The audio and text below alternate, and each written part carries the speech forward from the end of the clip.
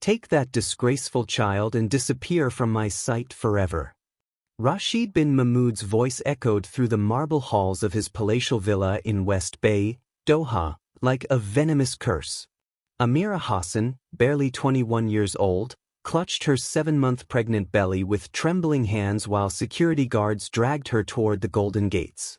It was January 2016, a scorching desert night that would forge two destinies in fire and determination. For 9 months, Amira had worked as a personal assistant in the $25 million compound overlooking the Persian Gulf, organizing charity galas where Qatar's elite donated millions while sipping rare Persian tea from crystal glasses. For 4 of those months, she had also shared intimate moments with a man who now cast her out like yesterday's newspaper. The forbidden relationship had started innocently enough. Late-night strategy meetings in his private study. Shared conversations about literature and philosophy. Stolen glances that turned into stolen kisses in the rose garden overlooking Doha's glittering skyline.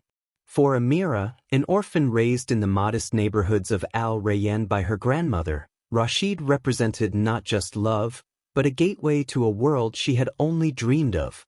"Please, Rashid," she whispered, her dignity hanging by a thread as tears carved paths down her cheeks. "I'm not asking you to marry me or acknowledge me publicly. But this child, she's your blood. She deserves at least your financial support." Financial support? Rashid laughed with the cruelty of a man who had never known consequences, adjusting his $150,000 Patek Philippe watch like it was a crown of superiority. "My only obligation is to my family name, my business empire, and my political connections. Do you honestly believe I would let a common Bangladeshi maid's daughter destroy everything I've built?" The 28-year-old heir to a $3 billion natural gas fortune and one of Qatar's most influential power brokers had spent weeks in denial since Amira revealed her pregnancy. First came the abortion offer, $75,000 in cash dropped on his desk like she was a business transaction. When she refused, citing her Islamic faith, he resorted to psychological warfare and veiled threats about her family's work permits. Now, confronted with the undeniable evidence of her growing belly and the whispered rumors among his household staff, he chose the path of a coward. "If you ever breathe a word about this child being mine," Rashid hissed, his face inches from hers with hatred she had never witnessed before, "I will ensure your entire family is deported within 24 hours. I will destroy any chance of employment for you or your relatives in the Gulf. I have connections in every ministry, every embassy, every corporation that matters." Amira's body shook, not from the desert wind, but from the pure ice in the voice of the man she had foolishly loved. Her eyes swept across the compound one final time. The infinity pool where they had shared their first kiss under the stars, the library where he had recited poetry in Arabic, the terrace where he had promised her a future he never intended to deliver. "You will live to regret this betrayal," she said with a calmness that surprised even herself as she walked down the palm-lined driveway toward the ornate gates. "And when that day comes, remember these words." Rashid smirked, watching her silhouette disappear into the neon-lit streets of Doha. Men like him, accustomed to buying loyalty and discarding inconveniences, never believed in consequences. What Rashid couldn't have imagined was that 25 years later, that bastard daughter would become the most formidable force in the boardroom where he was about to lose everything he had ever valued. And Amira Hassan had kept far more than bitter memories from those months. She had kept evidence, recordings, and secrets that would orchestrate the most spectacular downfall in Qatar's modern business history. If this story of injustice has your blood boiling, hit that subscribe button because you won't believe how a mother's love and a daughter's brilliance can serve revenge colder than a Doha winter. What do you think drove Amira to fight for so long? Drop your thoughts in the comments. 25 years later, December 2041. The boardroom on the 45th floor of Burj Al Noor in Doha's financial district was charged with tension thick enough to cut with a ceremonial dagger.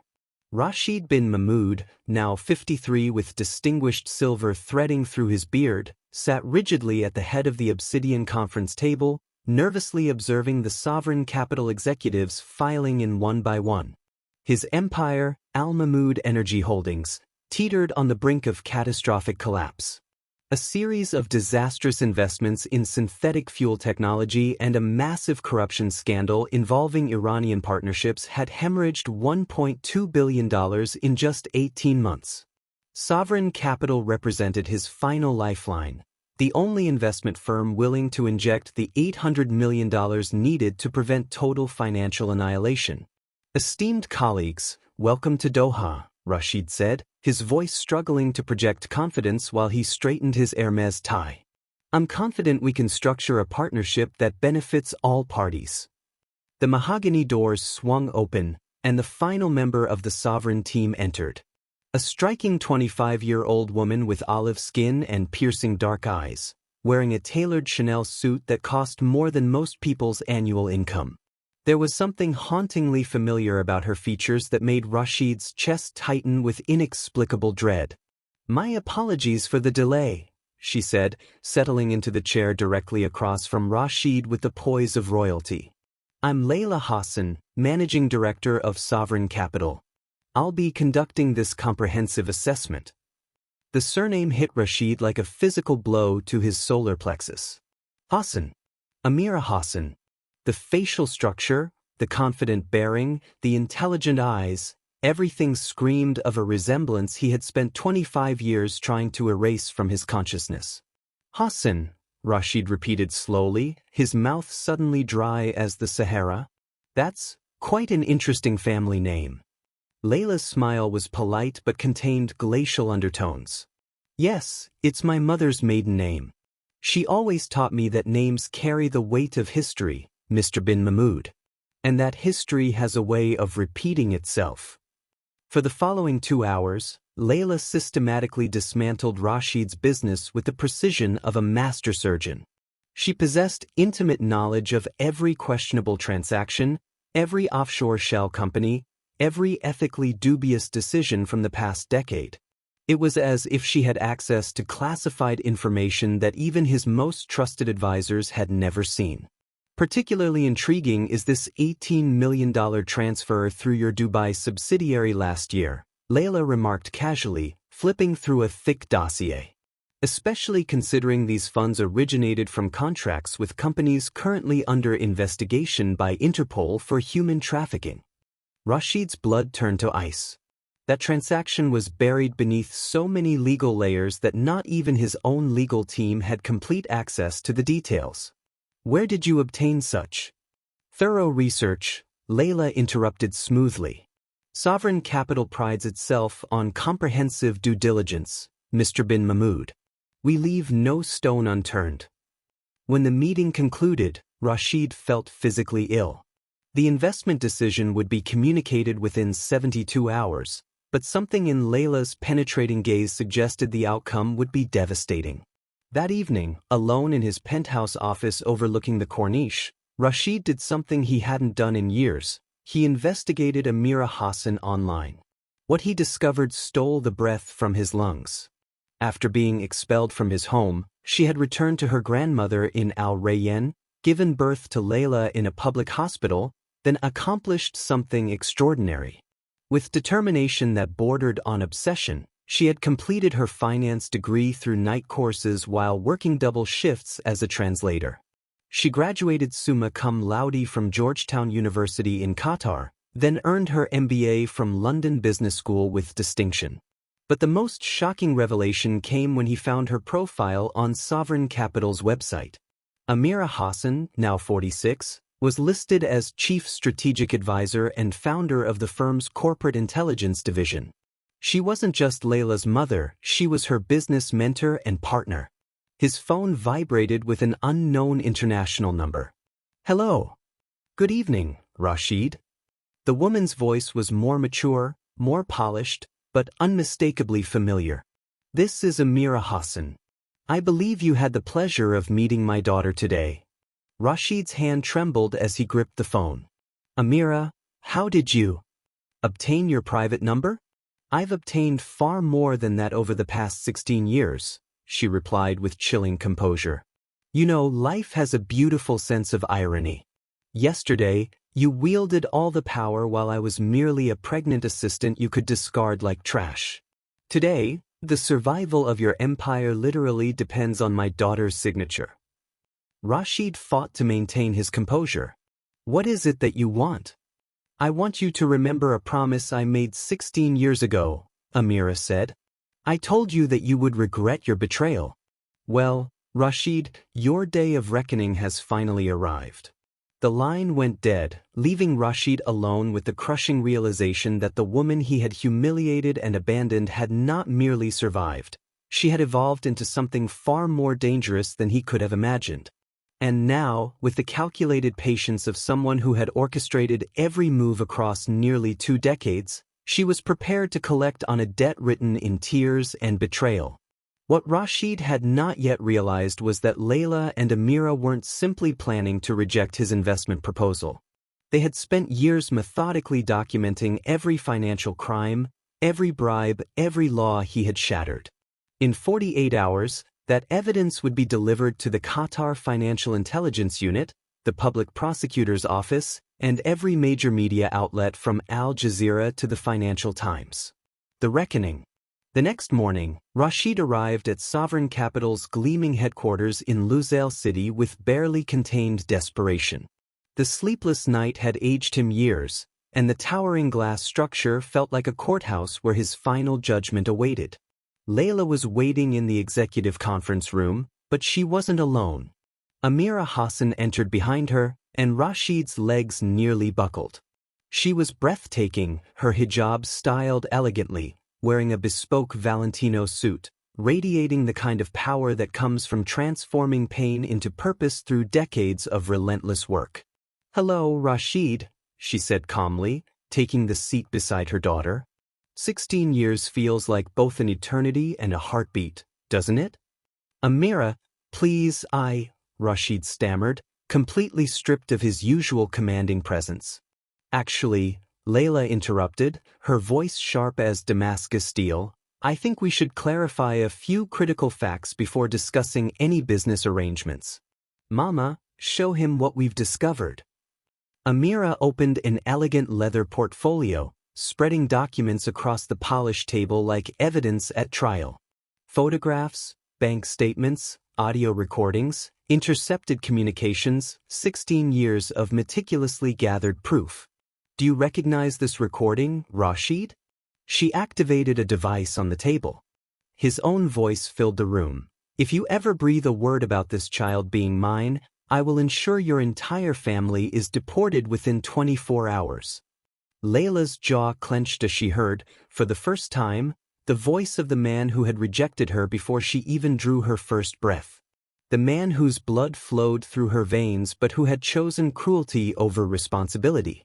"Or perhaps this bank transfer," Amira continued, indicating a highlighted document. $400,000 to Minister Al-Thani in exchange for favorable environmental permits for your Ras Laffan expansion. Or this encrypted message where you instruct your accountant to falsify safety inspection reports. Rashid's complexion had turned the color of desert sand. "How did you possibly obtain all of this?"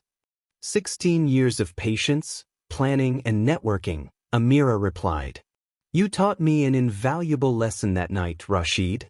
Information is the ultimate currency. So I invested everything in gathering intelligence about you." Layla stood abruptly, walking to the floor-to-ceiling windows overlooking Doha Bay. Her voice carried the weight of suppressed emotion. "So it's confirmed. You really are my biological father."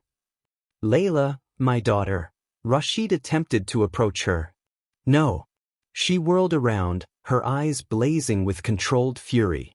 "You forfeited the right to call me your daughter the moment you labeled me a disgraceful child and threatened my mother's family.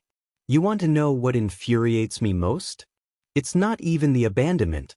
It's that you're such a small, pathetic excuse for a human being that you don't even deserve to share my DNA." At that precise moment, the conference room doors opened, and 4 officers from the Qatar State Security entered, their badges gleaming under the LED lighting. Rashid bin Mahmoud, announced the lead investigator, "you are under arrest for tax evasion, money laundering, bribery of government officials, corporate fraud, and conspiracy to violate international sanctions." As the handcuffs clicked around Rashid's wrists, he stared at Amira in complete disbelief. "You orchestrated this entire thing?" "No," she replied with serene composure. "You orchestrated your own destruction through years of criminal behavior. I simply documented it thoroughly and shared my findings with the appropriate authorities. The Qatar Financial Intelligence Unit and the public prosecutor were extremely interested in our research. Apparently, you owe approximately $300 million in unpaid taxes, in addition to facing all the other charges." As they dragged him toward the door, Rashid shouted desperately, "Layla, you carry my blood. That has to mean something." Layla didn't even turn around. "My father died to me 16 years ago in that villa in West Bay. The criminal being arrested is nothing more than a stranger who shares some irrelevant genetic material." After Rashid was removed from the building, Layla finally allowed herself to collapse into her chair, the full emotional weight of the confrontation overwhelming her carefully maintained composure. Amira gently placed her hand on her daughter's shoulder. "Are you all right, Habibti?" Layla took a deep breath, her voice steady but tired. "I'm fine, Mama. You know, for years I wondered about my father, who he was, whether I should search for him, if he ever thought about me. Now I understand I didn't miss anything valuable. The parent who truly raised me, who taught me values, integrity, compassion, and strength, that was you. Only you." Amira smiled through tears of pride and vindication. "You want to know the most beautiful part of this entire saga? What's that? His company is being liquidated at auction next month to pay his debts and criminal fines. And we have more than sufficient capital to acquire it." She paused, a satisfied smile crossing her features. "We're going to transform it into the Gulf's largest sustainable energy corporation, a company that actually contributes something positive to the world." What had begun as a story of abandonment, humiliation, and betrayal had evolved into the most poetic form of justice. Not merely the destruction of the man who had rejected them, but the transformation of his corrupt legacy into something meaningful and lasting. 5 years later, December 2046, the former Al Mahmoud Energy Holdings had been reborn as Noor Sustainable Solutions, one of the Middle East's most innovative clean energy conglomerates. The corporate headquarters in Doha's financial district, once a monument to greed and environmental destruction, now featured cutting-edge solar technology and vertical gardens that helped purify the city's air. Layla Hassan, now CEO at 30, sat in her top-floor office reviewing quarterly reports that told an inspiring story: $3.2 billion in annual revenue, 75,000 jobs created across the Gulf region, and a reduction of 4.5 million tons of carbon emissions. Behind her desk hung a framed photograph from the inauguration of their first major solar farm, she and Amira standing proudly before thousands of panels gleaming under the Qatar sun, both wearing traditional Qatari dress and radiant smiles. "Ms. Hassan," her assistant announced through the intercom, "correspondence has arrived from Doha Central Prison." Layla sighed deeply. Every few weeks, a letter arrived from Rashid, always the same pathetic tone. Desperate apologies, delusional attempts to establish a father-daughter relationship, pitiful pleas for a single visit. This time, like all the others, Layla deposited the unopened letter directly into the shredder. Rashid bin Mahmoud was serving a 30-year sentence in maximum security. Beyond his imprisonment, he had lost absolutely everything. His West Bay mansion had been auctioned to satisfy creditors. His bank accounts had been seized, his reputation obliterated forever, and his name had become synonymous with corruption throughout the Gulf states. The office door opened, and Amira entered carrying elegant invitations printed on pearl-white cardstock. At 43, she embodied a grace and confidence that emanated not only from financial success, but from the profound satisfaction of having transformed tragedy into triumph. The invitations for the annual education charity gala have been printed, she said, placing them on Layla's desk. 800 confirmed guests, including the emir's representatives and delegations from 6 countries. We should raise at least $75 million for scholarship programs in underserved communities across Qatar and Bangladesh. Layla smiled, scanning the prestigious guest list. Politicians, celebrities, CEOs of major corporations, exactly the kind of elite who had once looked through them or treated them as invisible. Now they competed for the attention and favor of the Hassan family. What makes you most proud, Mama? Layla asked, leaning back in her leather chair. That we achieved everything without compromising our principles, Amira replied, settling into the chair across from her daughter. No bribes, no exploitation, no environmental destruction, no stepping on innocent people to climb higher. We proved that success and integrity aren't mutually exclusive. Layla stood and walked to her window, watching the bustling activity in the streets below. Sometimes I wonder if he comprehends what he truly lost. Not just the money or power, but the opportunity to have a genuine family, to build something meaningful, to watch his daughter become someone he could be proud of. He understands, Amira replied quietly. That's why he writes constantly. But understanding your mistakes and earning forgiveness are entirely different things. At that moment, the assistant entered again. Pardon the interruption, but there's an urgent call from the Qatar Foundation. They need final confirmation of your $150 million pledge for the new technology university.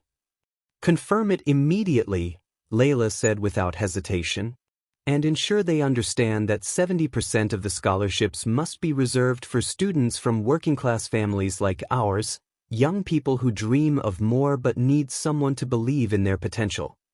After the assistant departed, Amira approached her daughter and embraced her warmly. Your grandmother would be so proud of the woman you've become. My real parent, Layla said softly, is standing right here. You taught me that family isn't defined by genetics or blood. It's built through love, sacrifice, presence, and showing up when life gets difficult. The irony was both perfect and devastating. Rashid had rejected Layla because he feared a bastard child would tarnish his reputation. Now that same daughter was celebrated across the region as a visionary leader, philanthropist, and symbol of ethical business practices. Meanwhile, Rashid rotted in prison, forgotten by the world, his only companions being regret and crushing loneliness. The sweetest revenge, Amira had once said, isn't destroying your enemy. It's becoming so successful and fulfilled that their existence becomes completely irrelevant. And that was precisely what had happened. Rashid bin Mahmoud had been reduced to a meaningless footnote in the Hassan family's success story, a cautionary tale about how cowardice and cruelty inevitably consume those who embrace them. While mother and daughter plan the expansion of their companies and charitable foundations, creating opportunities and hope for tens of thousands of people, Rashid continued writing his pathetic, unread letters, living with the unbearable weight of having rejected the greatest blessing that had ever entered his miserable life. If this story of transformation and justice has moved your heart, make sure to subscribe for more incredible true stories about people who turned their deepest pain into unstoppable power, proving that love and perseverance will always triumph over cruelty and prejudice. Tell me in the comments, do you think Layla should have given Rashid a chance to redeem himself? Or was his rejection too cruel to ever forgive? And what would you have done in Amira's position? Would you have chosen revenge or tried to move on?